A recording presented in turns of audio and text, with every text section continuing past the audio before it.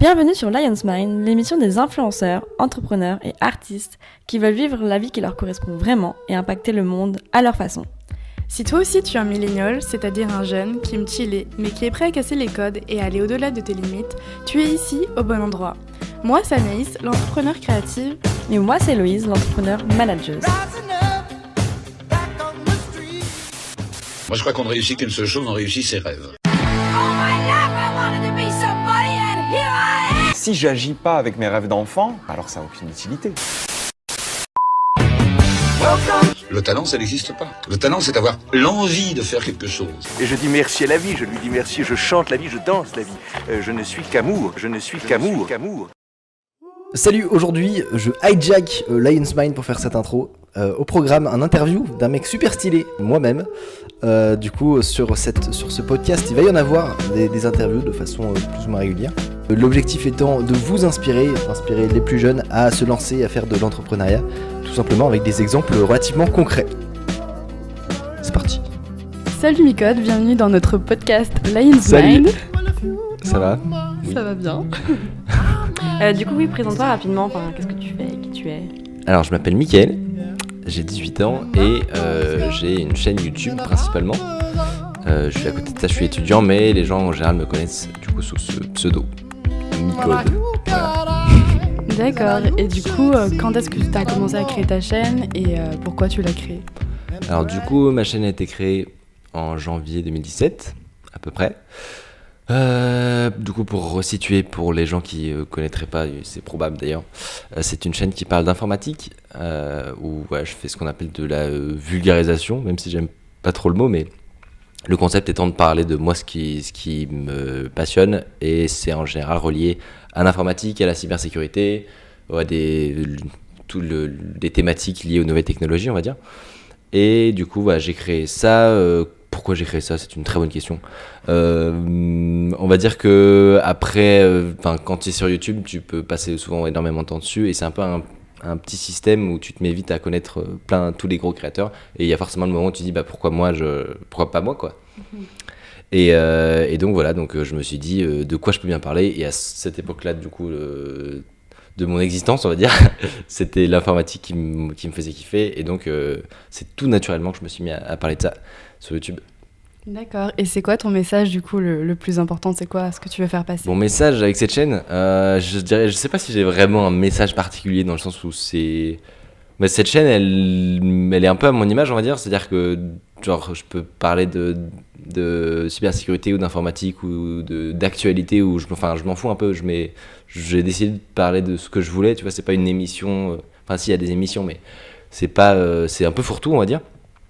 Donc j'ai pas de message en particulier. Quand j'ai créé la chaîne, je me suis pas dit je vais révolutionner le monde et je vais apprendre la vie aux gens. C'était pas du tout ça l'idée, c'était vraiment juste de moi parler de choses qui me faisaient marrer, que j'aimais bien quoi, et dont je parlais déjà d'habitude avec mes potes ou avec ma famille. Et là tout simplement j'ai décidé de le faire au public. Après je me suis rendu compte effectivement qu'avec l'audience que j'ai touchée, j'avais un impact.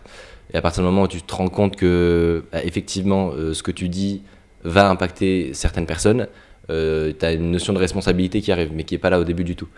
Et donc avec cette responsabilité, j'en profite par exemple pour sensibiliser les gens à des problématiques des nouvelles technologies, et à expliquer parfois à des gens qui pensent n'y connaître rien ou qui pensent ne pas s'y intéresser que en fait c'est super cool déjà de 1, mais de 2 il peut y avoir des dangers, des limitations, ce genre de soucis qui est pas forcément énormément traité aujourd'hui pour le grand public, et donc c'est ce que je me suis chargé de faire, on va dire, mais entre gros guillemets quoi. Ok, et du coup, vu que tu parles principalement de hacking, c'est quoi pour toi le hacking ? T'en as quelle définition ? Alors je parle un peu de hacking, maintenant c'est un terme un peu, c'est un buzzword on va dire, qui est un peu utilisé partout. Pour beaucoup de gens il a une connotation parfois malveillante, c'est-à-dire le hacking c'est faire du mal aux gens avec je sais pas moi des malwares, des virus, des trucs comme ça. Un peu illégal quoi. Exactement, il y a une notion d'illégalité, alors que à l'origine, si tu prends le mot anglais, c'est pas du tout ça, c'est juste quelqu'un qui de foncièrement curieux et qui essaie de comprendre les choses en plus profondeur. Rapidement, ouais. Exactement, et qui et qui va utiliser et parce qu'il comprend ces choses-là, il va pouvoir les utiliser au mieux et à son avantage. Donc je sais pas, là, l'image qu'ont les gens, c'est toujours du hacking informatique, mais ça peut être autre chose, ça peut être du hacking de voiture, des trucs sous tous les sujets, voilà, toutes les formes. en fait tu peux hacker mais bon, le truc c'est que maintenant c'est dans la culture pop, t'as l'image du mec avec sa capuche. Ouais, ça fait un peu hacking geek, quoi. Exactement. Mystérieux, tout ça, ouais. Donc voilà, juste pour dire que le hacking, c'est pas de la cybermalveillance, c'est quelque chose de beaucoup plus large que ça. Et donc voilà, n'importe qui peut se prétendre hacker dans son domaine. son Ouais, domaine. c'est ça. Du coup, c'est pas forcément négatif, quoi. Ça peut être aussi. Pas du tout. Au contraire, ouais, c'est Mais positif. c'est ce que tu fais d'ailleurs avec ta chaîne, c'est la prévention, c'est pas. Tu Oui, montres non. pas comment tu. Non, justement, moi hacker les c'est gens. l'objectif, c'est pas de former des mini cybercriminels, c'est plutôt en expliquant comment ça fonctionne, parce que moi je suis persuadé que c'est comme ça que ça marche, que c'est parce que tu comprends comment fonctionne, quels outils utilisent des cybercriminels ou comment fonctionne la cybermalveillance. C'est parce que tu le comprends que tu es ensuite capable de le gérer, de le gérer, de le prévenir. Donc c'est dans cet objectif-là, et c'est Ne parfaitement pas assumé. être ignorant, en fait. Exactement. C'est ça. Du coup, est-ce que tu peux nous dire comment tu t'es passionné justement pour l'informatique ? Alors, comment ça s'est passé ?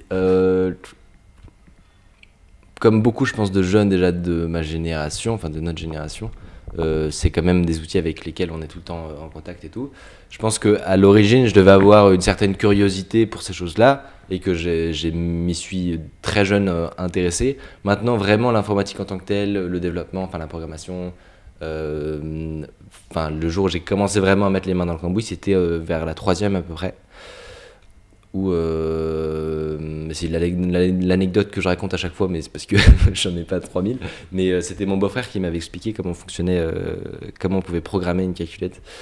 Et voilà, du coup, ça m'a fait rire. J'étais vraiment le seul à s'amuser avec ces choses. C'est pour faire des jeux, non Par exemple, ou même, non, tu pouvais faire vraiment. C'est là où j'ai commencé à me rendre compte du potentiel de ces trucs-là. Que tu pouvais vraiment faire des trucs sympas, quoi. Et donc petit à petit, au fur et à mesure des années, j'en ai fait mon activité extrascolaire, on va dire. Mais finalement, en plus, tu te rends compte que c'est juste un outil, un simple outil, et après, ça devient vraiment beaucoup plus que ça quand tu fouilles dans Tout ça. à fait. Et ta en fait, curiosité s'éveille encore plus, quoi. à chaque fois que dans ce monde-là, à chaque fois que tu découvres un truc, tu te renseignes sur quelque chose, tu te rends compte à chaque fois à quel point c'est encore plus large que ce que tu pensais. Et donc ouais, c'est cool. Ok. Et du coup, parmi tout ça, parmi la création de ta chaîne YouTube et tout, est-ce qu'il y a quelqu'un en particulier ou une chaîne ou autre qui t'a vraiment inspiré à te lancer, ou tu t'es juste dit vas-y, j'ai fait plein de vidéos YouTube et à me j'ai lancer, c'est une bonne question. Honnêtement, je suivais énormément de gens à cette époque-là, que ce soit, je sais pas moi, Fabien, Olicard, Romain Lannery. Qui d'autre ? Enfin plein de vidéastes, on va dire, à grosse audience en général, et un peu comme tout le monde finalement. Et donc ouais, ce sont ces gens-là qui m'ont inspiré à la création de la chaîne, parce que YouTube c'est un peu particulier dans le sens où t'as une énorme liberté, mais on va dire il y a une certaine codification d'internet. J'aime pas dire ça parce que justement c'est l'endroit où tu peux te permettre de faire ce que tu veux, mais d'un autre côté t'as quand même une certaine façon de faire. Les gens ont pas énormément de temps, et ils sont là pour voir des choses rapidement. Donc voilà, t'as ces notions-là qui sont pas forcément induites au moment où tu crées ta chaîne YouTube. Tu peux passer à côté de la plaque et je sais pas moi, proposer quelque chose qui colle pas forcément avec les habitudes des gens, mais c'est pas forcément un problème. Mais du coup ouais, c'est en m'inspirant de ces gens-là, en regardant énormément de leur contenu, et avec un œil un peu différent. En fait, je me suis aussi très vite rendu compte qu'à partir du moment où j'ai décidé de lancer ma chaîne, je me suis mis à regarder les vidéos de façon très différente, plus en consommateur, mais en genre essayant d'analyser comment les mécaniques derrière. Pour que toi tu les reprennes du coup, tout et à fait, que exactement. tu les utilises. Et du coup, ouais, c'est ces gens-là qui m'ont inspiré. Et du coup, après coup, même après que j'ai créé ma chaîne, c'est des gens qui ont continué de m'aider, parce que c'est quand même particulier comme milieu, on va dire, enfin comme métier. Mais je sais pas trop si c'est un métier, mais de commencer à bosser avec des boîtes, quand toi, d'habitude, ta seule occupation, c'était de sortir avec tes potes, veut dire que c'est des choses qu'il faut assimiler rapidement. Et donc, ouais, c'est des gens comme ça qui m'ont permis de faire ça. Ouais, et puis c'est un secteur à part entière, donc c'est vraiment Oui. aussi spécial et ça change. D'accord. Et du coup, pour continuer, comment tu gères actuellement ta communauté? Parce que du coup, j'avais vu que tu avais fait... j'ai vu. Je ne sais pas si c'est le nombre exact, mais tu as fait 200 000 abonnés en l'espace d'un mois et demi. Ça doit être un truc comme ça, ouais. Ouais, c'est ça. Et du coup, comment tu as réagi sur le moment? Genre, c'était quand même un truc de ouf. Et puis, il y a pas mal de gens qui ont parlé. Honnêtement, j'ai été très spectateur, on va dire, pendant cette période-là. C'est-à-dire que moi, j'ai fait mes vidéos. Et puis c'est vraiment parti en cacahuète, genre je crois qu'il y a un jour, seulement grâce aux suggestions de YouTube, et c'était pas des tendances, mais voilà, c'était des suggestions, la chaîne a pris 30 000 abonnés dans la journée. De façon organique. Vraiment comme ça, ouais. Tu t'es pas dit justement, ouais, c'est un non, hack, j'ai pas sorti de vidéo, j'avais rien de spécial, tu vois. Ouais, et c'était vraiment de façon organique. YouTube avait dit, ah, celui-là, j'ai envie de le mettre en avant, donc t'es en mode... Ah, c'est cool. Merci. Merci YouTube. Ouais, ils font pas que des trucs bien, mais parfois quand même c'est sympa. Donc oui, comment j'ai réagi, c'est dur à décrire, mais forcément t'es en mode waouh. C'est entre l'euphorie et exactement. T'as un côté un peu euphorique, et un ça peu te fait grisant. pas peur aussi. Mais Bah, tu t'y attends pas, quoi. Si, ça, en vrai, ça fait peur.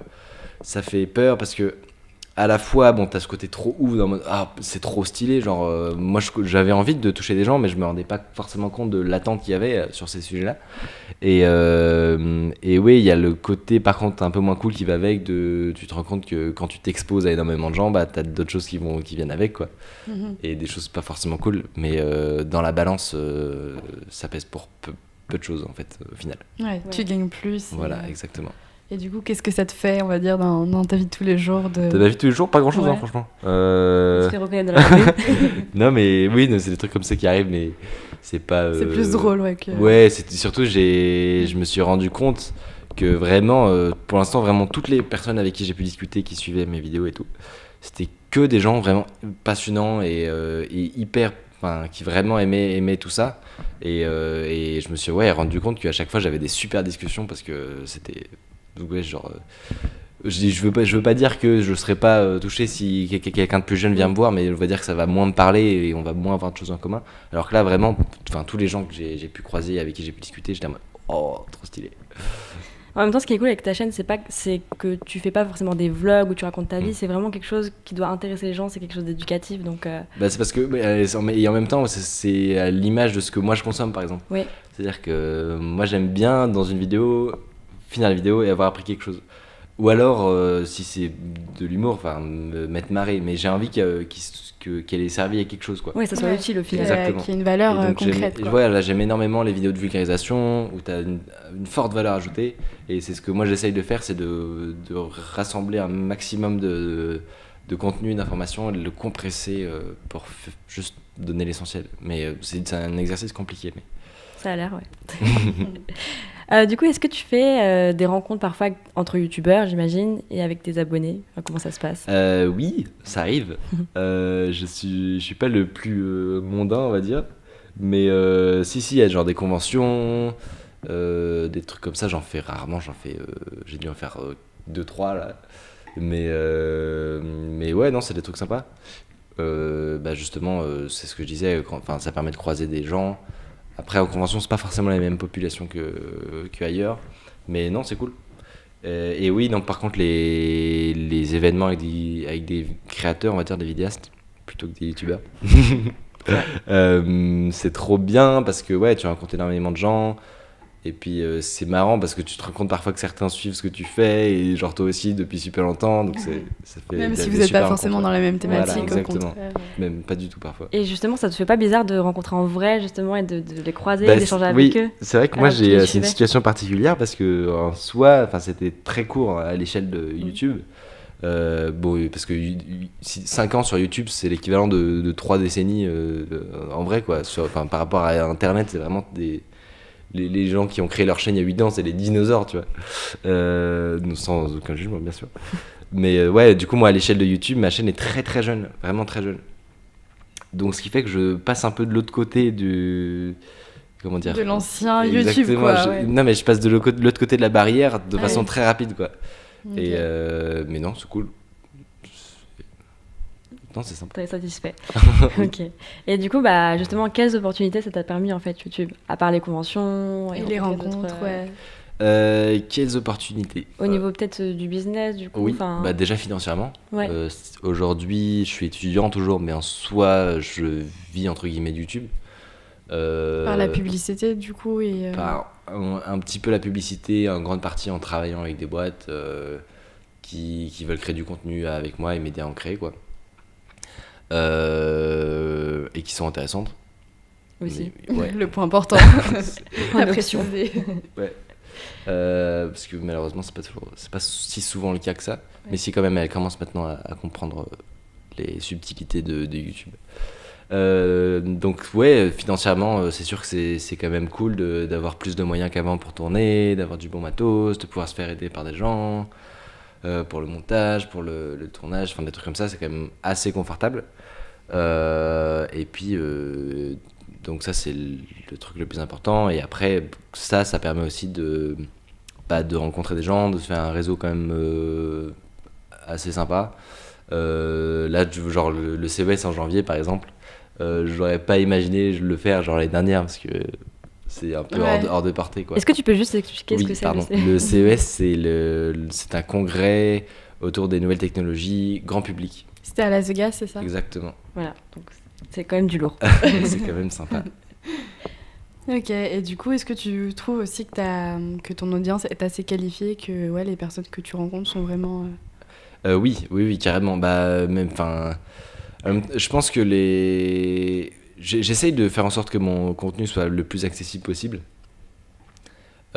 sur une vidéo, mais je suis quand même conscient que les gens qui vont tout regarder et qui vont vraiment suivre le truc, c'est quand même des gens qui sont passionnés, qui sont très curieux et qui se renseignent énormément sur ces choses-là. Ou pas, hein, je sais qu'il y en a certains qui regardent, mais qui eux, c'est juste pour leur culture G, juste parce qu'ils ont la flemme de s'intéresser plus à l'informatique que ça, et du coup la chaîne c'est un bon moyen pour eux de toucher un peu à ces choses-là sans trop investir de temps dessus. Mais quand même, de façon générale, c'est quand même des gens assez formés. Enfin, il y a énormément d'étudiants, des jeunes pros, donc à ce niveau-là, ouais, c'est assez cool. My audience is au-dessus de votre audience. Je sais pas comment on dit. Ouais. Ce qui fait qu'ils suivent aussi, c'est que tu as un léger côté divertissant. Enfin, genre tes vidéos, Ouais. elles sont bien montées, elles sont bien dynamisées, donc je pense que c'est ça aussi qu'ils aiment bien. Ouais, et j'essaye c'est quelque chose de pas forcément évident à injecter, on va dire, dans du contenu entre guillemets, de vulgarisation. Je sais qu'il y en a plein qui seraient en mode faire des blagues, mon Dieu, mais c'est ignoble. Genre. Ouais, et tu dois y penser justement avant de tourner ta vidéo.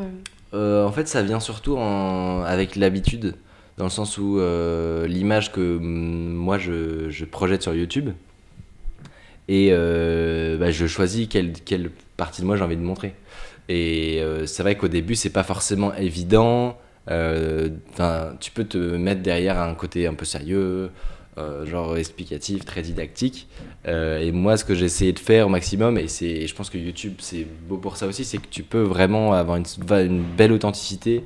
Ce sera jamais vraiment toi que les gens verront, mais autant que possible, il faut, je pense, essayer de parler de façon franche et sincère aux gens. Ouais, comme tu le fais et avec tes ça, potes, quoi. exactement. Et avec ça va venir forcément un côté divertissant. Parce que quand tu as un pote t'explique un truc, c'est toujours 100 fois plus fun que quand c'est un prof qui te l'explique.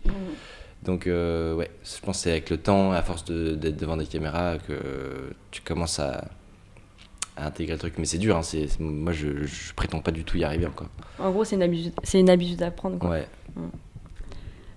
Du coup, est-ce qu'aujourd'hui, tu te considères plutôt comme un influenceur ou un entrepreneur? Ou les deux. Ou les deux. Alors... Ça dépend après, c'est quoi ta définition de Ouais, ces je termes. pense que c'est ça.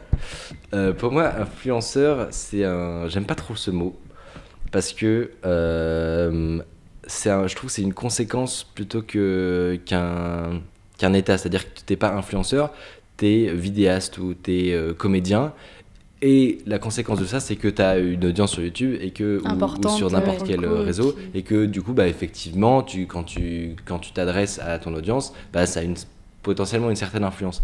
Mais c'est la conséquence du truc, c'est pas ton métier. Ouais, c'est pas ce qui te définit Exactement. en tant que... Moi, ce mot, en fait, il vient des marques à l'origine. C'est-à-dire que, effectivement, pour une marque, quand elle te voit, elle voit un influenceur, quelqu'un qui va potentiellement pouvoir faire communiquer sur ta marque, sur ton business et faire l'acquisition de clients.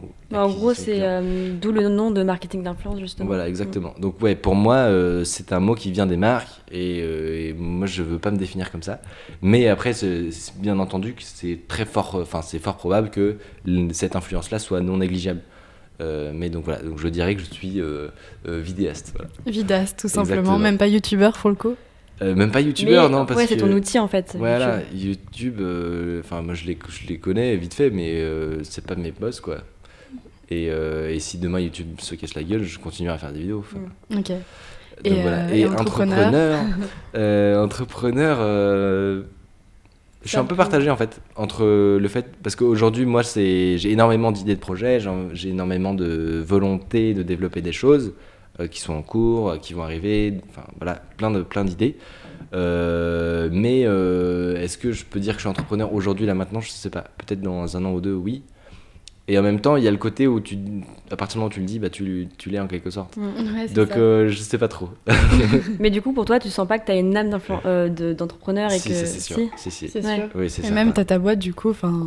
Ouais, non, moi c'est certain que En soi, tu l'es déjà, quoi. j'aurais énormément de mal à. Surtout que maintenant, en fait, à partir du moment où t'as croqué au fruit, on va dire, tu peux plus. C'est fini. Ouais, c'est clair. tu peux plus trop faire marche arrière, c'est différent. Exactement, ouais, Mhm. ouais. Il y a beaucoup trop de choses trop stylées dans cette aventure-là. Ouais, c'est Après, sûr. je suis conscient que ça parle pas à tout le monde et qu'il y en a qui peuvent être déçus de l'entrepreneuriat parce qu'ils se rendent pas compte des difficultés que ça peut avoir. Mais malgré tout ça, je pense que j'ai jamais vraiment essayé le salariat, donc je peux pas trop dire non plus.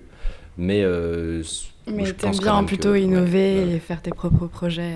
tout à fait, De toute façon, c'est un risque qu'on prend quand on est entrepreneur finalement. tout à fait. Et ouais, C'est un énorme risque. énorme risque. Mais bon, ça en vaut le coup. Et du coup, quels sont tes autres projets à venir? Parce que t'as dit que t'en avais plein et que Oui. tu voulais en créer plein. Et Oui. c'est quoi? C'est quoi?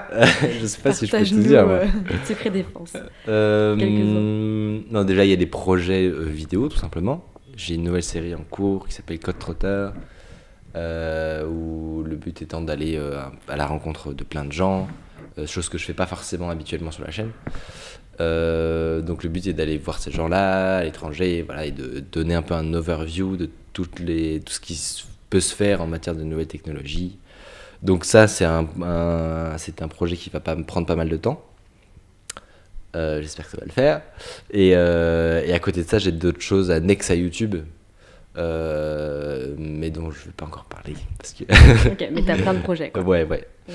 Je Plus ferai- solo ou pour le coup ou avec d'autres personnes. En gros, non, parce que ce qu'il faut que j'arrive à faire aujourd'hui, c'est arriver à déléguer déjà. Ce que je commence à faire, mais qui est dur. T'as du mal, ouais. Ouais, c'est mais tout. Oui, ça doit être la oui. même chose pour vous. C'est compliqué de déléguer. C'est un investissement en temps en fait. Juste d'apprendre à quelqu'un ta vision à toi, et aussi savoir reconnaître chez l'autre ses capacités et ce qu'il a en plus. Ouais, c'est motivation aussi Ouais. pour... Bah, faut lui fait. faire confiance quoi. Exactement. Donc c'est un exercice compliqué, mais je m'y efforce. Et donc oui, c'est ça qu'il faut que j'arrive à faire, parce que demain, toutes ces idées que j'ai, je vais probablement pas arriver à tout faire couplé à YouTube, sachant que souvent il y a du dev, techniquement ça prend du temps, et donc voilà, il faut que j'arrive à m'entourer correctement et à lancer les gens sur ce que je veux. Ouais. D'accord, mais ton projet principal, ça reste quand même YouTube, quoi. Ça Pour le reste moment, ouais. YouTube, ouais. Est-ce que tu peux nous partager, du coup, quelques règles pour percer dans le YouTube game? Si tu peux Tutoriel dire, pour percer sur YouTube. Ouais, c'est 3 ça. clés. Faites des 3 bonnes vidéos clés ou... régulièrement. Non, Vraiment Non, mais vraiment, C'est un peu basique, ce qu'on mais dit, c'est vrai. Oui, non, mais en fait, j'ai envie de dire, ok, ça c'est le message principal, ok. Fais des vidéos, des bonnes vidéos régulièrement. Point barre. Après, éventuellement, tu peux t'attacher sur des petits détails, des petites choses, mais quand même, faut pas perdre de vue ça. Parce que si tu fais des vidéos qui intéressent pas les gens ou alors qui donnent pas envie aux gens, tout simplement, bah, ça collera jamais. Maintenant, à côté de ça, c'est vrai que YouTube, c'est quand même un endroit particulier pour consommer des vidéos. Et donc, que tu as un certain nombre de conseils, on va dire, que tu peux suivre pour tenter de convaincre ton audience de te suivre. Ou l'audience que tu n'as pas encore. Typiquement, il y a 2 trucs importants, c'est l'accroche, tout simplement. Qu'est-ce qui va faire que moi qui traîne sur YouTube, je vais aller voir ta vidéo à toi. Et ça, les gens commencent malheureusement à le comprendre un peu trop et y aller dans des extrêmes parfois. Putaclic. Voilà, exactement.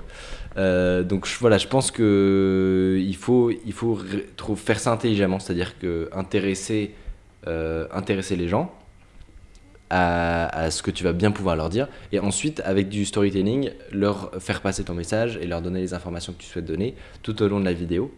Et comment tu fais Jusqu'à la justement pour construire une bonne vidéo en termes de storytelling? Enfin, tu la prépares en avance et... Oui, moi tout est écrit. Tout écrit? Oui, au mot près. Et Alors en vrai, je me donne apprends pas mal de ensuite ton liberté. texte? Non, Enfin, tu le relis. ouais. Comme un exposé en fait. Un peu comme un exposé, genre le TPE. C'était de voir. C'est ça. Donc ouais, moi j'écris tout. Après je me donne la liberté au niveau du tournage, mais j'essaie de tout écrire et j'essaie de faire en sorte qu'il y ait toujours une accroche sympa. Truc hyper important, c'est la miniature, mais bon, ça, les gens commencent à le savoir, mais parfois c'est con, hein, mais tu passes une semaine sur ta vidéo à la faire super bien à tout, t'es au bout, t'en as marre, t'as envie qu'une envie c'est de la publier. C'est pas, si ta miniature elle est pas au top. Tu fais ta miniature en 3 minutes, ouais. Et c'est con, parce que tu vas toucher peut-être 2-3 fois moins de gens. Ouais, je vois.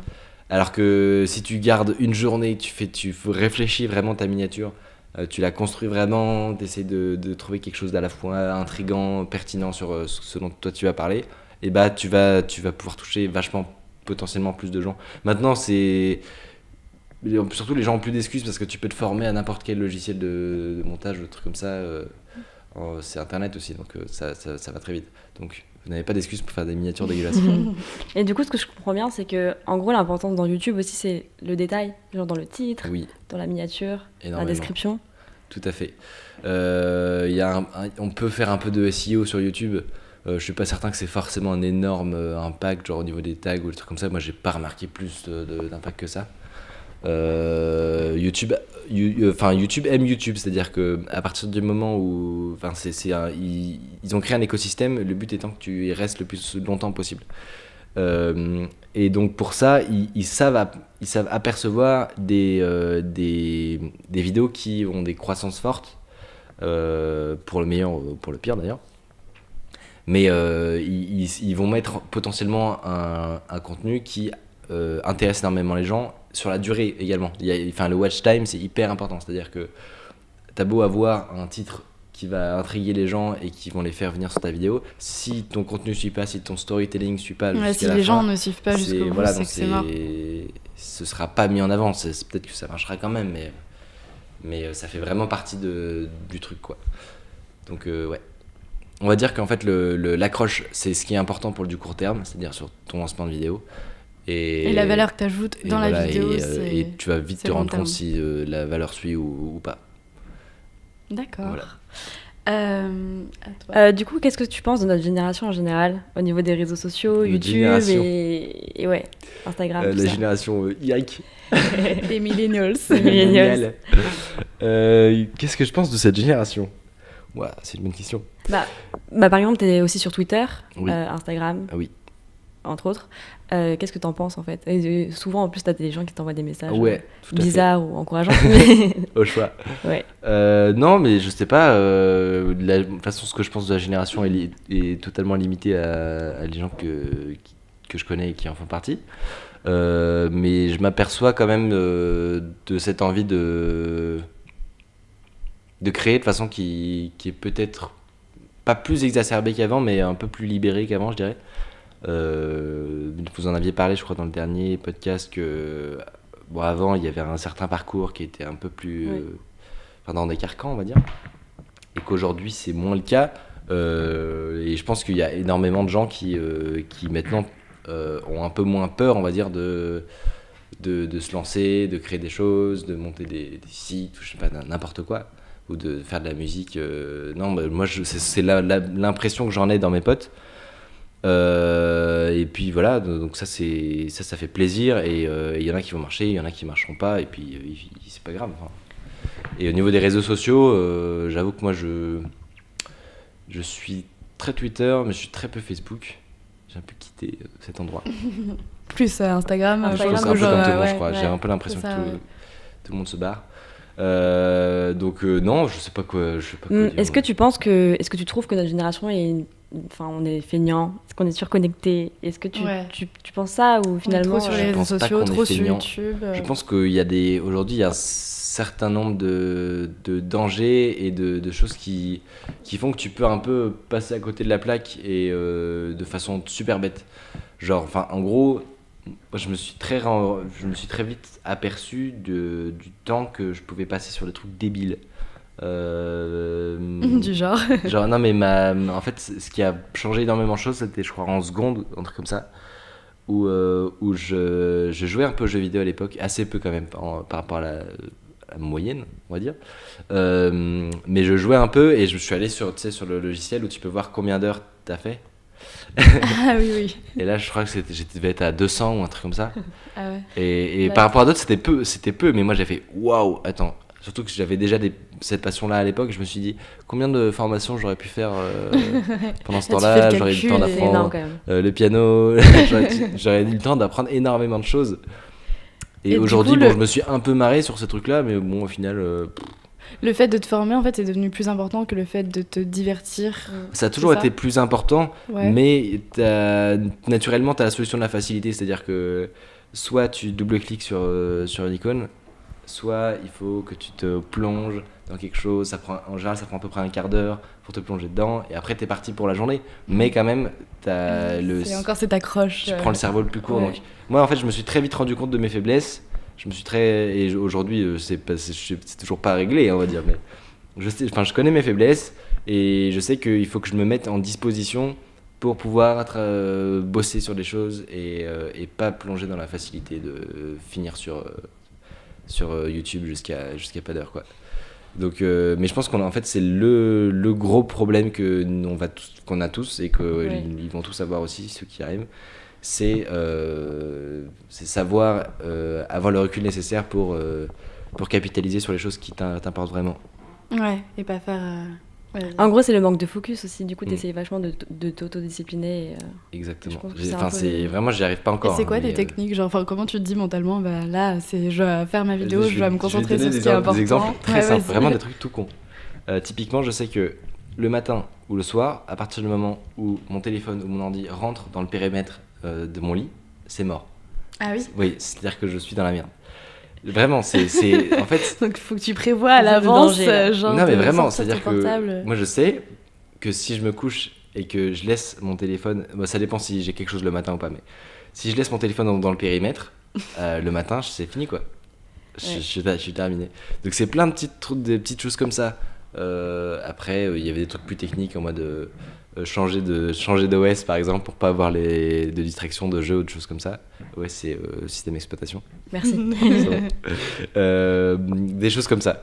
Mais ou sinon t'as des outils qui te permettent de faire ça aussi, de garder ton focus, de bloquer certains sites pendant certaines périodes, plein de petites choses comme ça. Tu trouves toujours aussi des petites solutions en mode si tu peux pas aller sur ton PC, tu vas sur ton... tu sais, ça fait un petit peu un engrenage. Oui, pas remplacer, en fait, quoi. À partir du moment où tu rajoutes 3 secondes dans le process d'aller sur Facebook ou quoi, et tu viens de gagner 3 heures de ton temps, quoi. Donc c'est vraiment des petits trucs comme ça que j'essaye de faire encore aujourd'hui, mais j'y arrive pas. Franchement, j'ai l'impression de faire la morale, mais voilà, je pense que c'est un combat qu'on a tous et qu'on va tous avoir. Mais je trouve ça en fait dommage. Je trouve ça dommage de perdre du temps. Si t'as pas l'impression de perdre du temps et que tu dis ou non, vraiment j'ai envie de passer ce temps-là à faire ça, à regarder cette série parce que vraiment je l'aime bien et j'ai envie de passer ce temps-là parce que voilà, c'est mon kiff, je le mérite, j'ai envie de le faire, c'est cool. Mais si à la fin tu t'es dit ah dommage, putain, j'aurais pu faire ça, oh j'aurais pas dû, oh j'ai passé super de temps. Là c'est nul quoi. Ouais, parce que justement, tu l'as pas choisi. Enfin, Exactement. t'as subi Ouais, un tu peu Subi, le. exactement. ouais. T'es en Subi train le de subir. truc. Donc voilà, c'est ça que si je devais dire quelque chose à des étudiants, on va dire, ce serait capitaliser sur ce qui vous importe vraiment. D'accord. Et je pense qu'il y a un dernier outil aussi que tu peux utiliser. Je sais pas si tu le fais avec tes vidéos, c'est la deadline, le fait d'avoir une date limite. Mm. Et du coup, ça te pousse aussi à te focaliser Carrément. à fond sur le truc. Ouais, ouais. Je sais pas comment Moi, tu je fonctionnes. fonctionne comme ça. Si t'es en mode Avec, genre, tout avec à mon code l'arrache. par et- exemple, c'était ça. Genre, ouais, j'ai vraiment besoin de mettre, de dire, ok, elle sort. Point barre. Ok. En gros, l'histoire pour ton code, c'est que tu avais passé le défi sur Twitter et que tu avais dit que Ouais, tu c'est ça, passais en moins de exactement. 4 jours, un truc comme ça. En Exactement. 24 jours Moins de 24. 4 jours. Ah, 4 jours. Moins de 4 jours. Ah oui. Donc, ouais, c'était. Gros challenge. C'est Et ça. ça te met pas la pression enfin, si, justement, ça te met une pression, mais Si, ça ça met la reste pression, oui, ça marche. positif. Bah, tu t'engages publiquement, du coup. Ouais, donc, Ouais, exactement. Oui, il y a ça en plus. Donc, il y a la deadline et en plus l'engagement public. Mais c'est pas forcément un engagement public, ça peut juste te dire, tu dis je sais pas, moi, parfois, j'ai dit à mon pote, ok, cet été, j'aurai mon permis. Ok. Et du coup, bah, quand je le vois, il me dit, alors, t'avances. Ouais, Je tu fais, te sens bête si tu l'as ouais, pas. ouais. Exactement. Donc ouais, moi je me rends compte aussi que ça ce serait peut-être la deuxième chose ou le deuxième conseil. J'espère que ça se trouve je grappille sur des questions qui arrivent après. Mais Non, c'est bon. Non, Ok. non, du tout, on arrive à la fin. Ça marche. va. mais du coup je vais essayer d'être rapide. Mais le deuxième conseil c'est, enfin qui me concerne mais qui concernera énormément d'autres gens, c'est ne bossez pas tout seul. Moi je sais que il suffit, je peux avoir une montagne de choses à faire. À partir du moment où je suis tout seul et où il n'y a pas de yeux, on va dire, dans la pièce, je vais avoir une productivité divisée par 10. Il suffit qu'il y ait quelqu'un. Là, l'autre jour, j'ai fait ça. Il y avait juste un pote qui est venu chez moi, hop, et j'ai fait énormément de choses. Grave. Et j'étais ultra Ah ouais déter et j'ai tout fait. Ouais, je le remarque aussi quand genre, je bosse au Starbucks. Il y a tellement Tu de sens que tu es observé, ouais, en tu sens fait. que enfin, t'es dans un environnement propice en fait de Carrément. travailler parce C'est qu'il vrai. y a du monde. Et puis tout le monde est dans le même mood, en mode ils avancent, ils travaillent et tout, alors que c'était Tout à solo. Donc voilà, mon truc ce personne serait n'attend. connaissez vos faiblesses, investissez sur ce qui vous importe et mettez-vous dans le bon environnement. C'est hyper important. D'ailleurs, c'est le sujet de nos prochains podcasts, donc c'est cool que t'en parles. Cool. Bah merci du coup. Et bah merci à vous. Et puis on se dit à une prochaine. Ouais, merci. Salut. Salut.